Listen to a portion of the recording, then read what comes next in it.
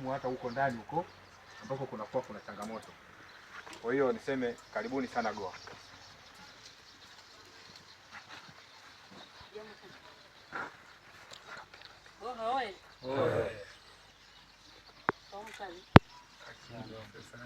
Habari za jioni.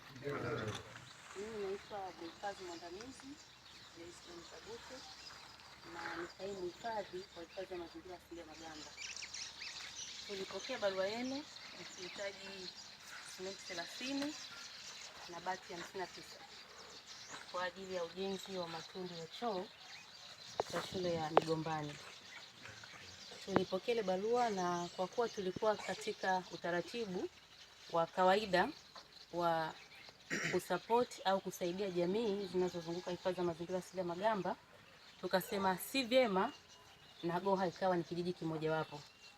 Kwa hiyo afande, mbele yako hapa ni wana kijiji wa kijiji cha Goha ambao wanaleta maombi yao kuhusu simenti na bati, lakini kwa mwaka huu tulikuwa na uwezo wa kuwasaidia simenti 30 na zimeshafika hapa. Kwa hiyo tumekuja kwa lengo la kuwakabidhi. Lengo letu kuu ni kurudisha fadhila. Tumekuwa na nyinyi kwa muda mrefu. Kamati hii ya mazingira ilikuwa pamoja na sisi katika kulinda misitu yetu kwenye doria za mara kwa mara, lakini ulinzi wa mipaka yetu ya hifadhi, pamoja na kutoa taarifa mnapoona viashiria vya uhalifu sambamba na moto.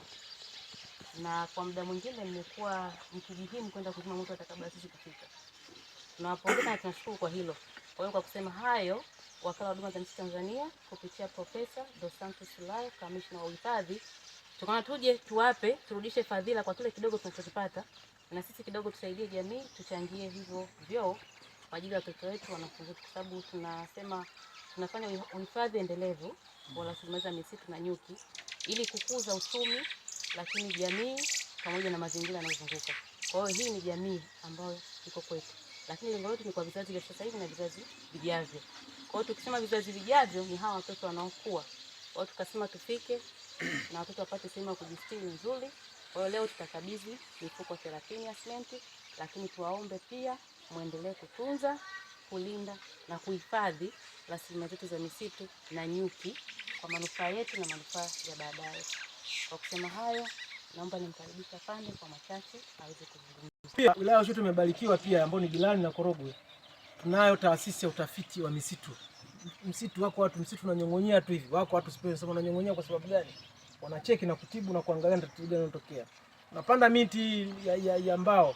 Miti tunashangaa inakauka bila sababu. Iko hiyo. Kwa hiyo unaweza kutoka kwamba tunayo kurugenzi ya mbegu bora. Tunao wataalamu wa misitu kutoa elimu na maeneo mbalimbali ya nje ya hifadhi mbalimbali. Tunao uhifadhi wa vyanzo vya maji ambao ndio msingi mkubwa na utalii na mambo mengine. Na pia pamoja na hayo pia kwa kutumia misitu tunapata vipato, ndio tunasimamia, tunapanda sisi na kuvuna. Yaani pale kimkakati kuna inayopandwa mwaka huu, kuna inayopandwa mwakani, yani inazunguka. Hifadhi endelevu. Kwa hiyo mimi kwa sasa hivi nasimamia shamba la miti Shume, lakini pamoja na hayo yote TFS ni timu moja.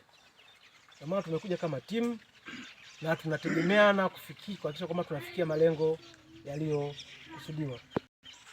Misitu ni uhai. Misitu ni kama samaki na maji. Ukiondoa maji lazima samaki atafanyaje? Atakufa. Kwa hiyo cha kuzingatia lazima tushirikiane tuhifadhi ili tuwe na maisha endelevu. Misitu ndio amani ya nchi. Unaweza kusema amani ya nchi inakuaje? Kama misitu imeharibika, mvua hakuna, maji hakuna, hewa hakuna. Hakuna amani. Kwa baba mkirudi nyumbani yani unaona yani vitu havieleweki, chakula kieleweki, vitu havieleweki. Hata serikali pia haiwezi kufanya chochote kwenye huduma za maji. Watakuwa na matilioni ya fedha lakini kama maji hamna, wataweka mabomba, maji hakuna. Bado amani itakuwa imefanyaje? Imetoweka. Niwape siri moja pia, huko mradi mkubwa unakuja Magamba hapa tuko tunaongea. Niwaambia siku moja wanakuja. Kwa tarehe 20 nao wanakuja kwenye kijiji. Muone namna gani misitu ina faida kwenu nyinyi kiwilaya, kitaifa na kimataifa. Nazungumza kimataifa kwa sababu zile fedha zinatoka nje ya nchi wanakuja hapa kwenye hifadhi ya nini? Ya Magamba. Kwa hiyo lazima tujue misitu ina mapana zaidi tunavyofikiria kwa faida zake. Kwenye changamoto tupo. Mvaa magwanda mnaona msiende hizo mnavyosema tunaenda tunashindwa, tuani taarifa. Tuna silaha, tuna nini, tutaondoa wavamizi. Kuhakikisha ile neno tunasema tumerithishwa, tualithishe. tunafikia. Kwa kifupi tu nizungumze hayo, asanteni na poleni kwa kusubiri. Lakini lengo pia kama wanavyosema kwamba uhifadhi ni ibada, wakati mwingine unajitoa japo huoni chochote kinachoingia mfukoni.